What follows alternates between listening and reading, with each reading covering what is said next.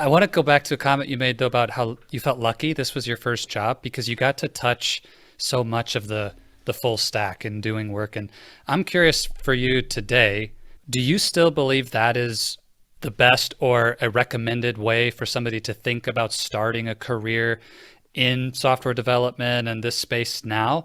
Or is that something that it worked in the late 90s, 2000s to do it that way, but you would recommend a different approach with your teams that work for you today, for example?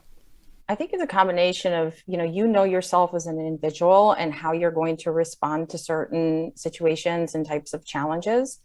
And I think for me, initially, it was actually pretty overwhelming.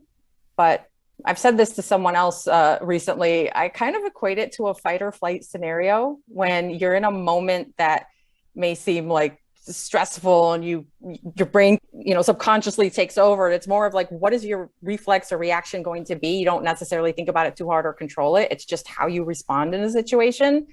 Is for me, I think the fight kicks in and I just buckle down and go, no, I'm going to figure this out. This is a challenge. I get it. It's scary. It sucks, but I'm going to prove it to myself that I can do it. And so I think when you are considering, hey, how do I want to start out? I'm new early in career. I think you should know yourself very well and understand what are the types of challenges that are going to motivate you versus maybe potentially not motivate you.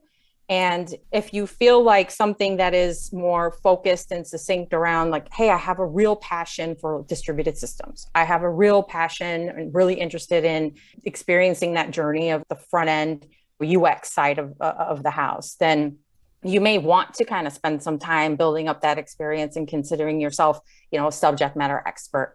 But you might also say, well, hey, I tend to get bored easy. And so I'm looking for something with a little bit of a broader scope. Maybe there's an area where I'm really focusing, but there is an opportunity to be able to test those boundaries and get Sure. involved in other parts of the system or other parts of the stack.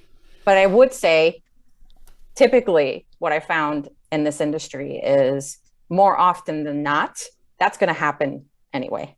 You're going to join a Mm. team of people.